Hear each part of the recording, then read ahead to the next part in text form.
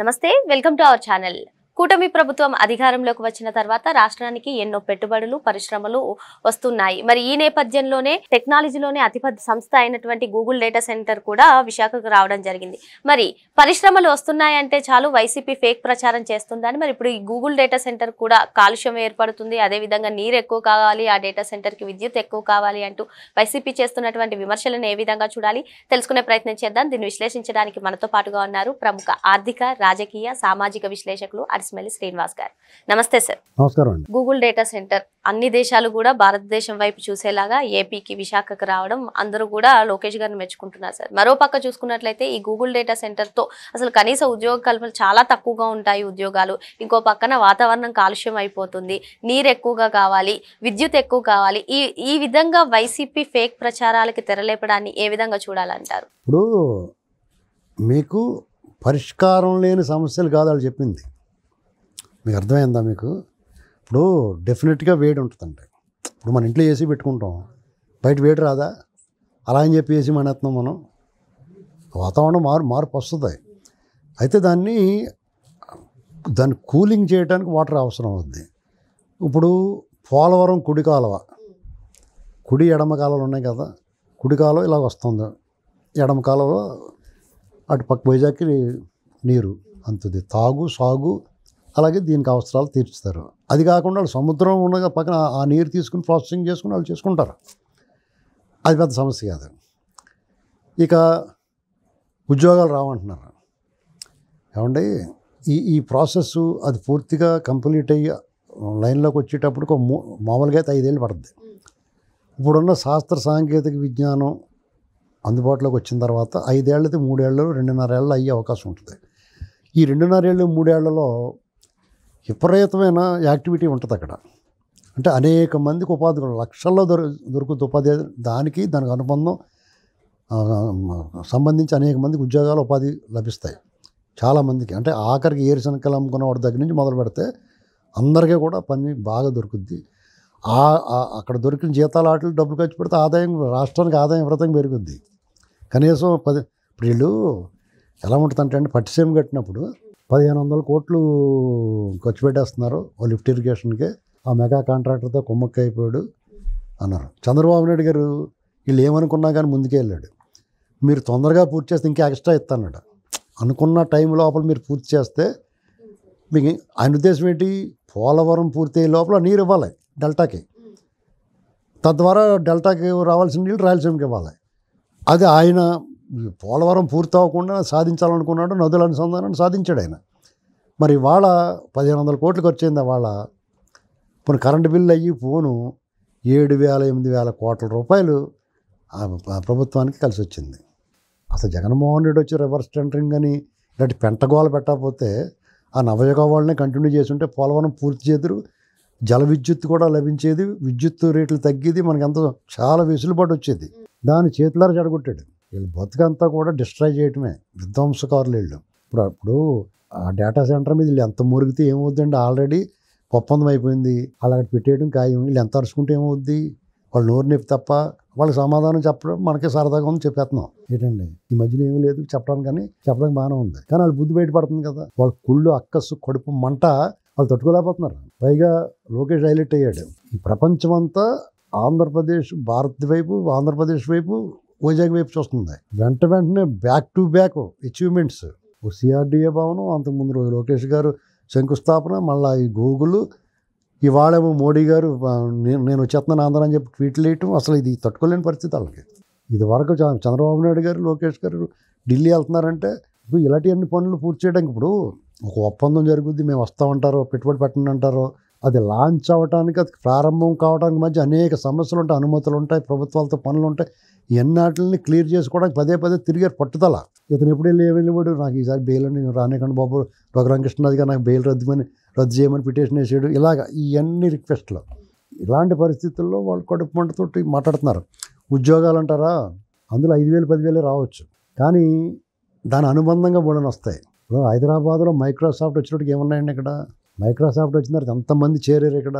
ఇప్పుడు బెంగళూరు నుంచి ఒక కంపెనీ రావడానికి పెట్టుకున్నారు, 2,500 కోట్లు దాని పెట్టుబడి. అదొక ఐటీ పార్క్ అనమాట, సత్వా అని చెప్పేసి. వాళ్ళకి భూములు ఇవ్వకూడదని కోర్టులో కేసులు వేసి వాదిస్తున్నారు. వాళ్ళు వస్తే ఇక్కడ 25,000 మంది దొరుకుద్ది అందులో. ఇది ఎన్ని లక్షల కోటి ఏందని 5,000 మంది ఉంటారు ప్రత్యక్షంగా, కానీ అందులో 25,000 మందికి ఉంటుంది జాబు. దీనికి 5,000 మందికే జాబ్ దొరికినా లక్షలాది మందికి వేరే రకంగా ఉపాధి లభిస్తుంది. ఇది లోతుగా ఆలోచించి వాళ్ళు 20 లక్షల మంది, ఇప్పుడు ప్రతి మనిషి ఏదో పని చేసుకుని 4 రూపాయలు వస్తుంది అనుకుంటే సంతోషంగా ఉంటాడు. రాష్ట్ర సంపద పెరుగుద్ది. అప్పుడు ఎంత సంక్షేమం చేసినా పర్వాలేదు, అభివృద్ధి చేసుకోవచ్చు. ఏ కార్యక్రమం కలితే కార్యక్రమం చేసుకోవచ్చు. ఒక 13 జిల్లాల రాష్ట్రం, ఆంధ్రప్రదేశ్ పట్ల ఎవరికన్నా విభజిత రాష్ట్రం, వాతావరణం, వేడి వాతావరణం, అనుకూలమైన పరిస్థితి లేని దుర్మార్గుడైన ప్రతిపక్ష నేత, ఇలాంటి పరిస్థితులు అలా ఎవడన్నా వచ్చి పెడతానంటే గొప్ప. ఆ మధ్యకాలంలో ఎవడన్నా అడిగితే బాబాయ్ ఆడున్నాడు, ఆ పాము ఉంది కదా, నాకు తోటలోకి వెళ్ళరమ్మంటారని అడుగుతారు కదా. ఇప్పుడు మన తోటలోకి పనికి రమ్మంటే ఎవరినన్నా అందులో పాములు తిరుగుతాయన్న పేరు ఉందనుకో, ఏమన్నా బాబు పాములు తిరుగుతున్నాయి మీరు రావంటారు, పని చేయడానికి రారు. అలాంటిది ఇక్కడ పెట్టుబడులు పెట్టి ఇక్కడే ఉండాలంటే ఇలాంటి వాళ్ళని ఎదుర్కోవాలంటే వాళ్ళకి నిత్యం ఇబ్బంది కదా. కియా మోటార్స్ దగ్గర జగన్మోహన్ రెడ్డి ముఖ్యమంత్రి అయిన తర్వాత కియా మోటార్స్ దగ్గర ఒక ఎంపీ ఏ రకంగా వ్యవహరించాడో చూసాం కదా. అదే మొన్న అక్కడ తెలుగుదేశం శ్రేణులు ఏదో కియా మోటార్స్ వివాదం వస్తే చంద్రబాబు నాయుడు గారు మందలించాడు వాళ్ళందరూ. నేను నిజంగా అక్కడ సమస్య కియా మోటార్స్లో ఉంది ఈసారి. అంతకుముందు కియా మోటార్స్లో సమస్య లేదు. దాన్ని వాళ్ళు సమస్య లేకపోయినా వాళ్ళని పాయింట్అవుట్ చేసి వాళ్ళు కార్లు కట్టేమని ఇబ్బంది పెట్టారు. ఇప్పుడు ఏం చేశారు, ఈ వైసీపీ వాళ్ళు వైసీపీ హయాంలో కియా మోటార్స్లో హెచ్ఆర్ డిపార్ట్మెంట్లోనూ ఎంప్లాయీస్గా దూరేశారు. వాళ్ళు తెలుగుదేశం వాళ్ళు వేధిస్తున్నారు. ఇప్పుడు ఇదేంటని అడిగారు, ఇది తప్పులేదు, తెలుగుదేశం వాళ్ళు ఇప్పుడు గొడవ చేసిన తప్పులేదు, కానీ చంద్రబాబు నాయుడు గారు అయినా సరే వాళ్ళు ఆపాడు. గొడవ చేయకూడదు మన కంపెనీల దగ్గర అండి. లోకల్గా ఉండే డిస్ప్యూట్స్ అయినా కంపెనీ మీద, ప్రభుత్వం మీద ప్రభావం చూపిస్తుంది. ఇన్వెస్టర్స్ ఫ్రెండ్లీ మనం అన్న ఉద్దేశంతో ఇంత సమయం సంస్కారంతో వీళ్ళు ఉంటారు. వాళ్ళు ఆ సంస్కారం అనేటువంటి, సంస్కారం అంటే ఏంటండి అని అడుగుతారు. వాళ్ళ అమ్మనే అవినీతి అంటే ఏంటమ్మా అని అడిగాడంట. అంటే పచ్చి అబద్ధం రాసిన పుస్తకంలో ఆవిడ. ఇవాళ ఆవిడ దగ్గర పెట్టుకున్నాడా, ఆవిడతో కూడా గొడవ, చెల్లితో గొడవ, నేను జగనన్న వదిలిన బాణాన్ని అన్నది. ఇవాళ ఆవిడ ఏం మాట్లాడుతుందో వినండి. అంటే అతనికి తను అహం బ్రహ్మస్మి, తన భార్య, పిల్లలు తప్ప ఇక వేరే ఎవరితోటి సంబంధం లేదండి. ఎవరినైనా సరే అతను మనుషులుగానే చూడడం. వాళ్ళు అవసరానికే టూత్ పేస్ట్, బ్రష్, తలదూకునే దువ్వెన వస్తువుని ఎలా చూస్తాం మనం, అలాగే చూస్తాడు. ఒకవేళ మనం దువ్వెన పోయిందని ఇంకో దువ్వెన తెచ్చుకుంటాం, అంతే. చెప్పులు అరిగిపోతే ఇంకో చెప్పులు కొనేసుకుంటాం. చెప్పులు లేకపోతే నడవలేము మనం. కానీ ఏం చేస్తాం, మన నెత్తిమీ పెట్టుకోం కదా, అవి అరిగిపోయిన తర్వాత బీరోలు పెట్టుకోం కదా, అలా పక్క దోసేస్తాం. అతను కూడా మనుషుల్ని, వాళ్ళ పార్టీ నాయకుల్ని, అతను కూడా ఉన్న వాళ్ళని కూడా అలాగే చూస్తాడు తను అంతే. ఇలాంటి మనుషులతోటి మరి కష్టం ఆగటం. వాళ్ళు అలాగే ప్రచారాలు చేస్తాడు, చేయిస్తాడు. అతన్ని ఆనందపరచడం కోసం అతనిలాంటి భావజాలాన్ని అలవర్చుకుని ప్రభుత్వం మీద, పార్టీల మీద, కులాల మీద ఏడుతున్నారు. ఇప్పుడు మీకు అంత బాధ ఉంది, మీకు గూగుల్ లేదా చంద్రబాబు నాయుడు గారు తీసుకొచ్చిన కంపెనీలు ఉన్నాయి. నిజంగా మీరు ఇప్పుడు చెప్తున్న అభిప్రాయాలు, మీరు మాట్లాడుతున్న అబద్ధాలు మీరు నమ్మితే చచ్చినా కానీ ఆ కంపెనీలో మీకు ఉద్యోగం వాళ్ళు పిలిచినా కానీ వెళ్ళకూడదు. మీ పిల్లల్ని జాయిన్ చేయకూడదు. అడుగు తిన్నా ఆడు తినండి కానీ అందులో జాయిన్ చేయకూడదు. మీరు అంత పట్టుదల ఉండాలి. అది మాత్రం ఉండదు. వీళ్ళు అందించే సంక్షేమ ఫలాలు మాత్రం 2 చేతుల్లో తీసుకుని తినేస్తారు. ఉద్యోగాల నుండి దూరిపోతారు. మళ్ళీ వీళ్ళ మీద విషయం కలుపుతారు. తిని కంచంలో మల విసర్జన చేసే మనుషులు వీళ్ళు. సార్, ఈరోజు ఈ గూగుల్ డేటా సెంటర్ గురించి ఒక ఆసక్తికర పోస్ట్ చూసాను సార్ ట్విట్టర్లో. 3 అంశాలతోటి కాలుష్యం గురించి మాట్లాడారు. జగన్మోహన్ రెడ్డి సీఎంగా ఉన్నప్పుడు బయటకు వస్తున్నారంటే చెట్లన్నీ నరికేశారు. ఏమైపోయింది కాలుష్యం? పోలవరం పూర్తి చేయనప్పుడు నీరు గురించి ఎందుకు మాట్లాడలేదు? సెకీతో ఒప్పందం గురించి మనం కథనాలు చూసాను సార్, దాని గురించి ప్రస్తావించి విద్యుత్ అప్పుడు ఏమైపోయింది మీ క్వశ్చన్ అని చెప్పి ఒకరు క్వశ్చన్ చేశారు. ఈ ఆసక్తికర పోస్ట్ మీద మీ అభిప్రాయం? విద్యుత్ సమస్యని పరిష్కరించిన సోలార్ ఏర్పాటు చేసుకుంటారు వాళ్ళు, అది పర్లేదు. కాలుష్యం గురించి ఎవడైనా ఎంత తక్కువ మాట్లాడితే అంత మంచిది. మన ఇంట్లో గ్యాస్ సిలిండర్ అయినా చాలా మంచిది, ఆక్సిజన్ వస్తుంది అందులోంచి ఏమన్నా. అది బర్న్ అవుతే కూడా కార్బన్ డైఆక్సైడ్ మన ఇంట్లోనే పెట్టాం దుకాణం.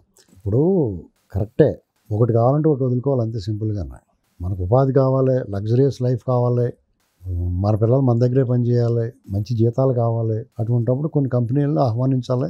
దాని ద్వారా ఆదాయాలు వస్తే దాన్ని వేరే మార్గం చూసుకోవాలి, దానికి పరిష్కారం చూసుకోవాలి. కాలుష్యాన్ని తగ్గించి చెట్లు పెంచుకోవడమే. వీడేమో చెట్లు కొట్టించేస్తాడు. ఇప్పుడు మళ్ళీ ఎన్ని పెంచాలంటే బాగుంది, టైం పడుతుంది. చంద్రబాబు నాయుడు గారు అవాళ హుదూద్ తుఫాన్ వచ్చినప్పుడు ఆ నగరాన్ని పునర్నిర్మించాడు. అది సిటీ ఆఫ్ డెస్టినీగా అవాళే క్రికెటర్లు అందరూ కూడా పోస్ట్ చేశారు. క్రికెట్ ఆడడానికి వచ్చినాడు చాలా తక్కువ సమయంలో. ఇవాళది ప్రపంచం అంతా వైజాగ్ అంటున్నారు. వైజాగ్లో జీని గూగుల్ అన్నట్టుగా పెడుతున్నారు. ఇప్పుడు ఏంటండి, చంద్రబాబు నాయుడు గారు పోస్ట్ చేసాడు, ప్రస్తుతం వైరల్ అవుతుంది. విక్టరీ సింబల్ చివరి జీ, స్టార్టింగ్లో వి బదులు విక్టరీ సింబల్ చివరిలో జీ అనేటువంటిది అదొక రకమైన ఇన్నోవేటివ్గా ఉంది. చంద్రబాబు నాయుడు గారు 73-74 ఏళ్ళ మనుషులు లేడు, చిన్న కుర్రోళ్ళకి అప్పుడే ఇంజనీరింగ్ పూర్తయి వచ్చిన సాఫ్ట్వేర్ ఇంజనీర్ లాగా ఆలోచిస్తున్నాడు ఆయన, ఇన్నోవేటివ్గా తెలివైన విద్యార్థిలాగా. ఎప్పుడు కూడా ఎవరు చెప్పినా వినటం, ఏదైనా నేర్చుకోవాలని తపన ఉన్నవాడు, ఏదైనా చేయాలని సంకల్పం ఉన్నవాడు, ప్రజల పట్ల బాధ్యత ఉన్నవాడికి ఇలాంటి ఆలోచనలు వస్తాయి. ఎప్పుడు నిద్రమోహం వేసుకుని, ఏడుపు మోహం వేసుకుని, ఓట్లు అడిగేటప్పుడేమో బాబు చూడమో చంద్రపోయి ఇలాంటి ఏడుపులు ఏడిసి అధికారంలోకి వచ్చిన తర్వాత అహంకారాన్ని ప్రదర్శించి మనుషులను పురుగులుగా చూసి వాడికి అంతకన్నా మంచి ఆలోచనలు ఏముంటాయి? దొంగతనాల్లో మాత్రం ఆరితేరు ఉన్నారు వాళ్ళు. ఏంటండి, ఇంకా చేయడానికి ఏమీ లేదని చెప్పేసి, ప్రజలు ఒప్పుకుంటలేదని చెప్పేసి గ్యారంటీగా మీరు ఎందాక అన్నట్టు అక్కడనే ఉంటాడు, రాడండి. అది పరిస్థితి. మరో అంశంతో మళ్ళీ కలుద్దాం. Thank you sir.